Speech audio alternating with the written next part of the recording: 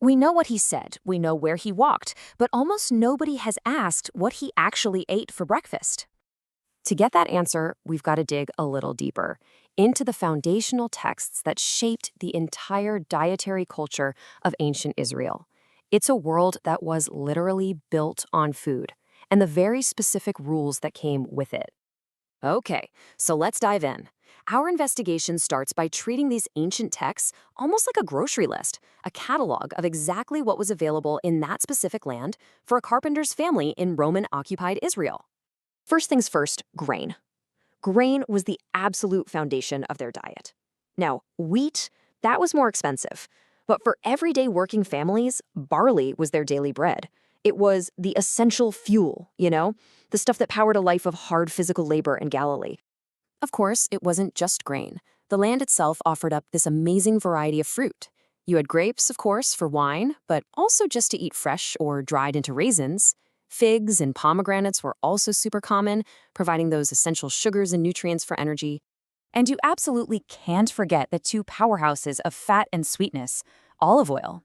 I mean, it was everywhere, a total staple of life. And for a sweetener, you had honey, often just harvested from the wild. This right here completes the list of the 7 species that the land was famous for. This pantry also had animal products. You know that famous phrase, a land flowing with milk and honey? Well, that wasn't just poetry. It was a picture of incredible prosperity. It meant you had herds of sheep and goats, which gave you milk, butter, and cheese. And that, right there, was a true sign of wealth. Okay, so you have all this incredible food available, but, and this is a huge but, it all came with a really strict set of rules. It wasn't just about what you could find, it was about what you were allowed to eat. A whole complex system defined what was on the menu and what was absolutely off limits. The core idea, and this is what's so fascinating, is this division between clean and unclean.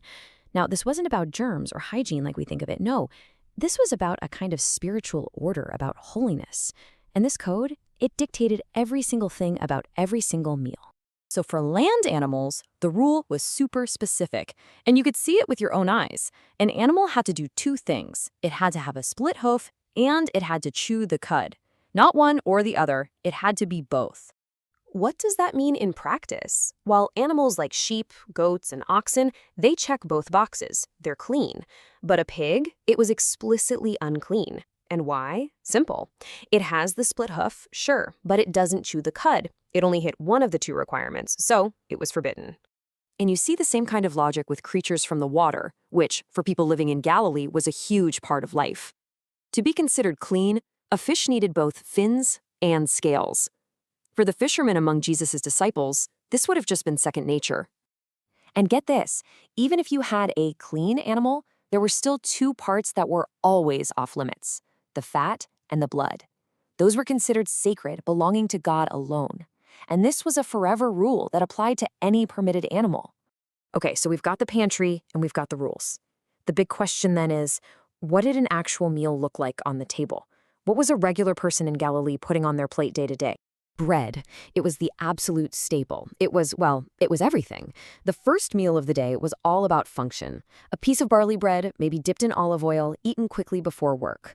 That phrase captures it perfectly. Bread was the food of daily survival. It wasn't just on the table, it was the table.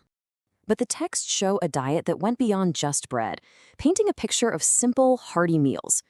Think of unleavened cakes cooked on hot stones, maybe some roasted corn, or thick stews of lentils and beans for the main midday meal. For a burst of energy, you'd have preserved fruits like dense cakes of figs or sweet clusters of raisins.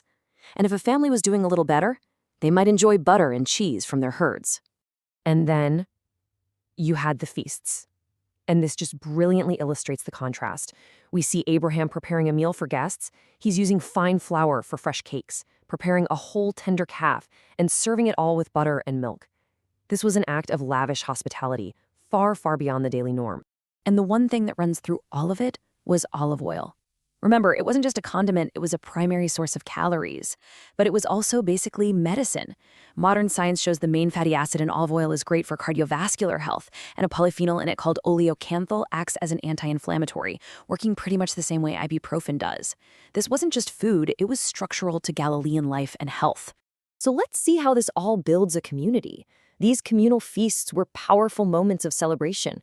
When King David brought the ark to Jerusalem, he gave every single person a loaf of bread, a portion of meat, and wine. Giving out these rare things to everyone marked it as a truly special national event. But here's the thing, the food experience in these texts was not static at all. It was precarious. Life could swing wildly between the abundance of a feast and the desperation of starvation. The entire calendar year was actually structured around 3 great agricultural festivals.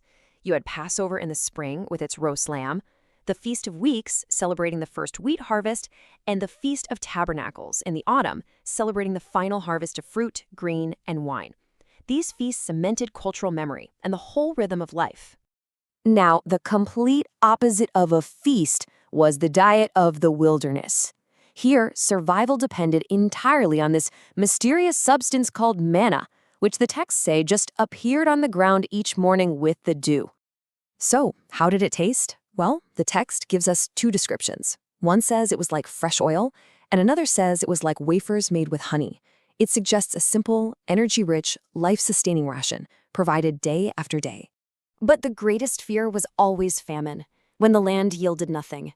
During the siege of Samaria, the texts record a complete collapse of society into just unspeakable horror, where the most basic laws of humanity broke down because of hunger.